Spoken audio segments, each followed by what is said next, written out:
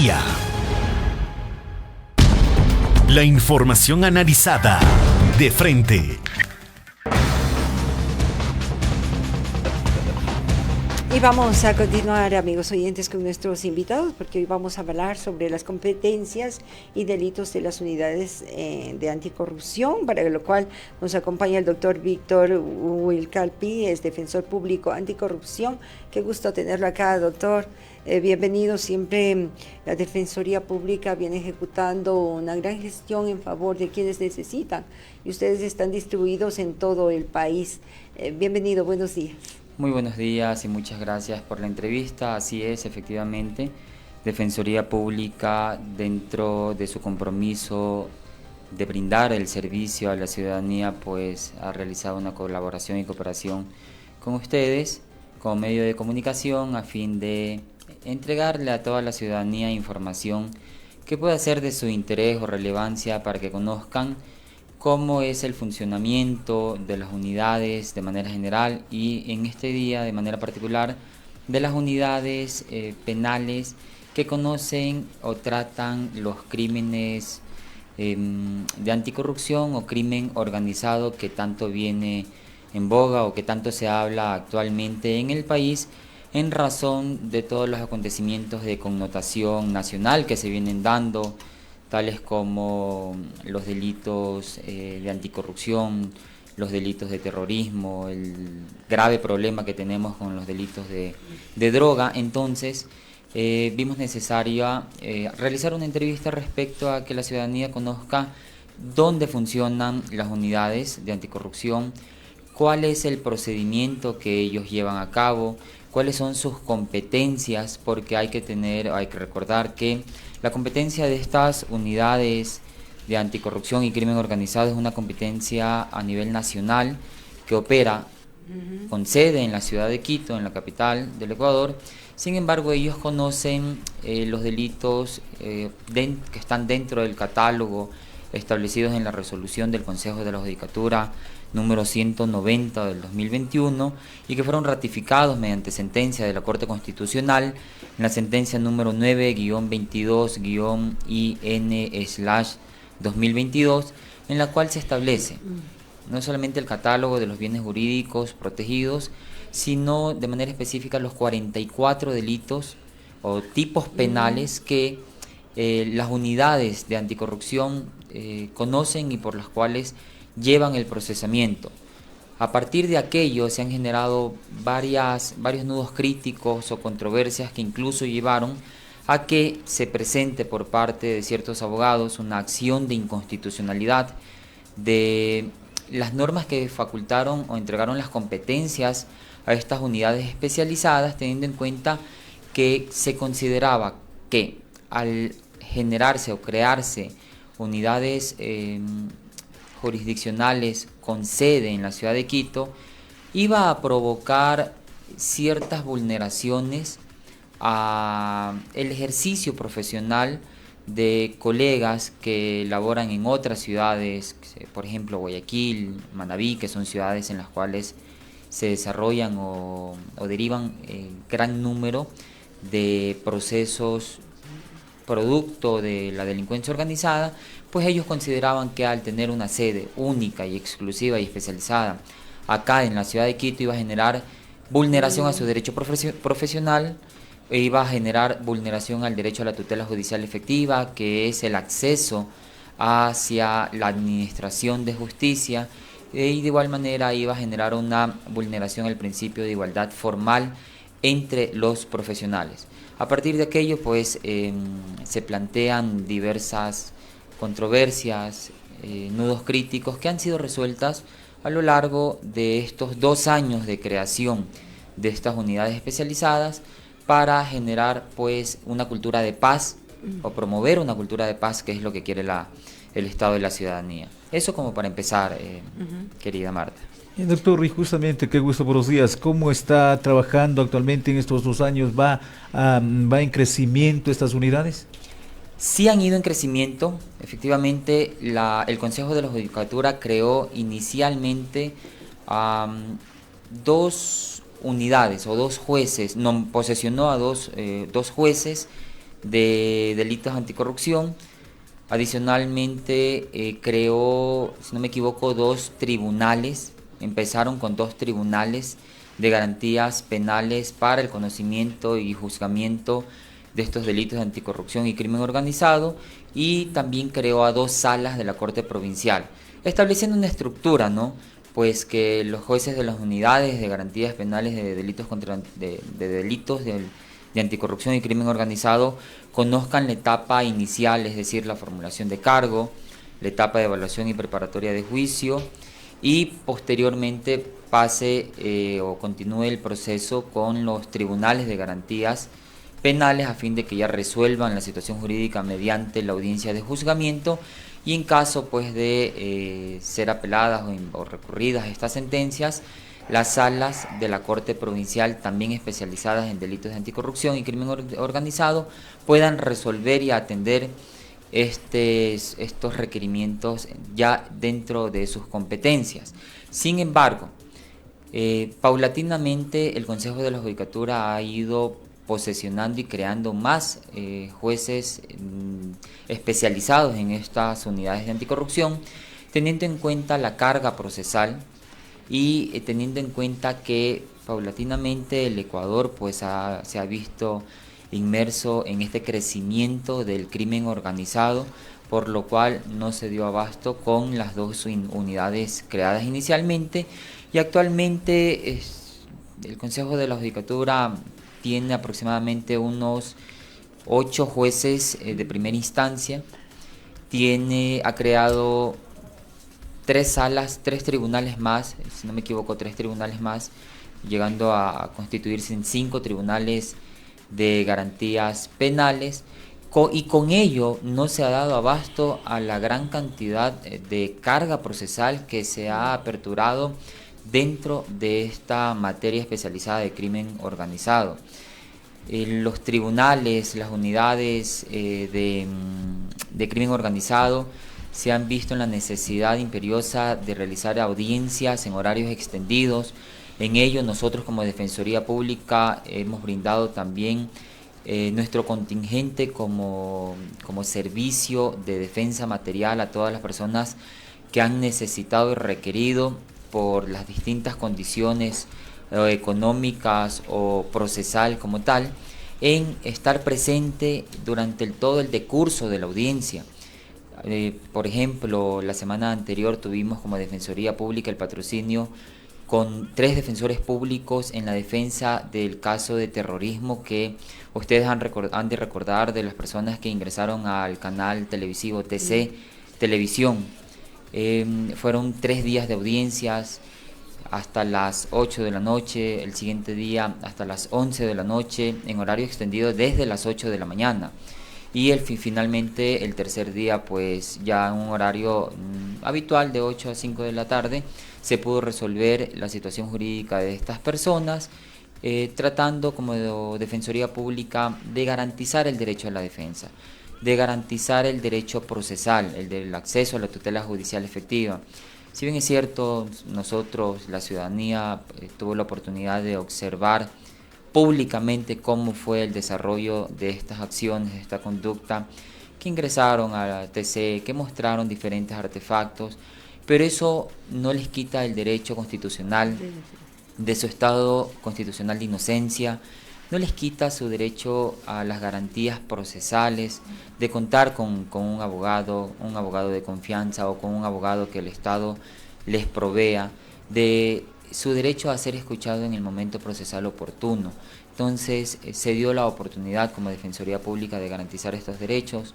Incluso estas personas en el momento oportuno de la audiencia pidieron disculpas a la ciudadanía, supieron reconocer que se arrepintieron de el acto que cometieron, y creo que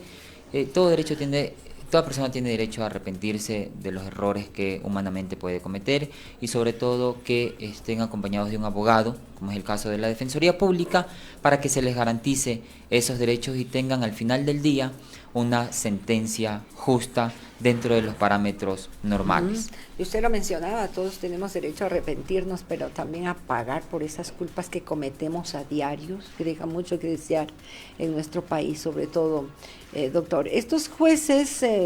sobre todo para esto, ha sido fundamental también equipos técnicos, tecnológicos y sobre todo, diría yo, la capacitación, doctor. Así es. Dentro de la finalidad de la creación de estas unidades de anticorrupción, se tomaron como elementos primordiales 3 factores. En primer lugar, que existan jueces totalmente capacitados para el conocimiento y la resolución de este tipo de delitos, porque hay que tener en cuenta que si bien es cierto estos delitos o la mayoría de los delitos han estado establecidos o tipificados en el Código Orgánico Integral Penal ya hace algún tiempo, desde el 2014 que se promulgó el Código Orgánico Integral Penal, sin embargo estos delitos han tenido un crecimiento en su estructura, y para poder entender la estructura o la dinámica de estos delitos y ese entendimiento lleve a el conocimiento, la sustanciación y poder resolver, se necesitaba que también los operadores de justicia,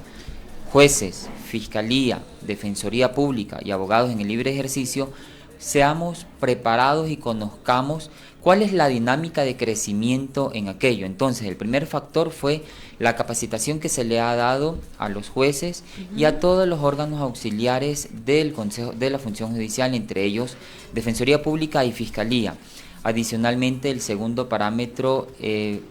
fue dotar de todo el equipo técnico que permita romper todas las barreras geográficas para que, si bien es cierto, los jueces especializados desde acá de Quito conocen el juzgamiento de los delitos de crimen organizado, pues toda la ciudadanía tenga el acceso a este tipo de procesos, teniendo en cuenta que los procesos son públicos conforme lo determina así mismo la Constitución. Y el tercer factor era es el de brindar a todos los miembros de intervinientes dentro de este proceso un factor muy importante, que es la seguridad. Para ello se tomó en cuenta a la ciudad de Quito por el análisis jurimétrico que se realizó respecto de la peligrosidad que pueda existir versus otras ciudades como Guayaquil o Manabí.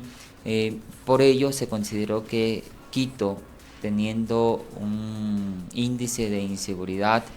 de atentados a los miembros de la función judicial inferior a otras ciudades, pues se consideró que esta seguridad que se le daba a los operadores de justicia llevaba o les permitía también realizar sus funciones o sus competencias con elementos indispensables dentro de un proceso penal, que son la imparcialidad, la independencia, la autonomía. Entonces este conglomerado de factores permitió que se creen las unidades desde acá, sean jueces capacitados, se rompan barreras geográficas y sobre todo se proteja a los servidores de la función judicial. Doctor, usted lo manifestaba, este delito, como es el anticorrupción, va en crecimiento. El número de jueces es suficiente, si bien están capacitados, pero ¿cómo se está trabajando para incrementar a los jueces relacionados a estos temas? Yo considero que el número de jueces todavía no es suficiente para conocer y responder ante la ciudadanía las demandas respecto de todos los procesos que se han iniciado. Y muestra de aquello es el horario extendido que se está dando dentro de estos procesos. Muestra de aquello es que los jueces tienen a días seguidos o a semanas seguidas ya convocadas audiencias para resolver la situación jurídica de todas las personas dentro de estos procesos, y muestra de aquello es la fecha en las cuales ya nos están convocando a los sujetos procesales para la realización de estas audiencias. Nosotros ya tenemos audiencias señaladas para finales de diciembre e incluso hasta para inicios del año del 2025. Entonces, si el Consejo de la Judicatura incrementara paulatinamente conforme su organización interna, a más jueces que conozcan estas causas especializadas, pues de cierta manera se descongestionaría la carga procesal que actualmente tienen los jueces de anticorrupción. Y la carga procesal de los jueces de anticorrupción conlleva a que también el resto de servidores de la función judicial y órganos auxiliares como Fiscalía, de manera particular Defensoría Pública, podamos también descongestionar nuestra carga procesal en virtud de que nosotros nos organizamos en relación al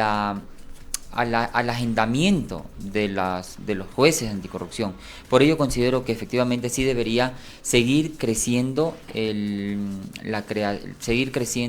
unidades de anticorrupción, teniendo en cuenta que la ley lo permite. El Código Orgánico de la Función Judicial, en el artículo 230.1, punto 2 y punto 3, le da la potestad al Consejo de la Judicatura de que paulatinamente estas unidades de anticorrupción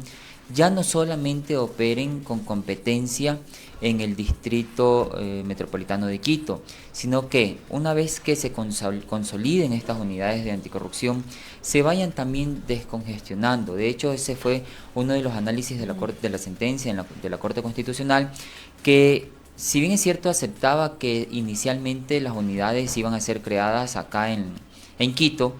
pues posteriormente podían ampliarse en otros distritos que por necesidad se vea en la obligación el Consejo de la Judicatura pues de ir ampliando estas cargas procesales. Ya han pasado 2 años de la creación de las unidades de anticorrupción. Yo también considero que ya es el momento de pensar en replantearnos en que estas unidades puedan operar también quizás en la ciudad de Guayaquil, que es una de las fuentes o lamentablemente de las ciudades que sufren pues este crimen o esta alza de violencia. Pero dentro de todo ello, doctor, vale la pena mencionar que estos jueces especializados anticorrupción, el soporte pues es fundamental, y ese soporte fundamental que necesita la Policía Nacional, sobre todo ya que muchos de ellos en muchas ocasiones no les brindan las facilidades respectivas, porque los jueces no facilitan las órdenes de allanamiento, órdenes judiciales para seguimiento y vigilancia, entre otros. Entonces es fundamental también el trabajo de ellos para una ejecución del trabajo que cumple Policía Nacional. Por supuesto, definitivamente el trabajo de Policía Nacional está relacionado directamente con el trabajo de la justicia. No se podría hacer justicia si los operadores de la Policía Nacional no realizan su trabajo conforme a las condiciones necesarias para realizarlo. Efectivamente, pues la Policía Nacional sufre de este problema de que no les autorizan los allanamientos de manera eficiente, rápida, oportuna, o de que estos allanamientos se filtran en algún punto. Con ello no se permite materializar el objetivo que el Policía Nacional se plantea. Sin embargo, también considero que es necesario que Policía Nacional esté en constante diálogo, mesas de trabajo con los jueces, no directamente dentro de un proceso, porque ahí estaríamos hablando de una imparcialidad, una vulneración al principio de imparcialidad, que es un elemento principal dentro de un proceso, sino mesas de trabajo alternas o de maneras generales para que haya una cooperación interinstitucional y se pueda lograr a los objetivos que todos los ciudadanos queremos, ¿no? Alcanzar una cultura de paz, una cultura de seguridad, y con ello pues poder vivir en un ambiente totalmente sano y alejado de la seguridad. Doctor, y justamente usted hablaba de la carga laboral excesiva para estos jueces. ¿Esto también retrasa, dificulta cada uno de estos casos?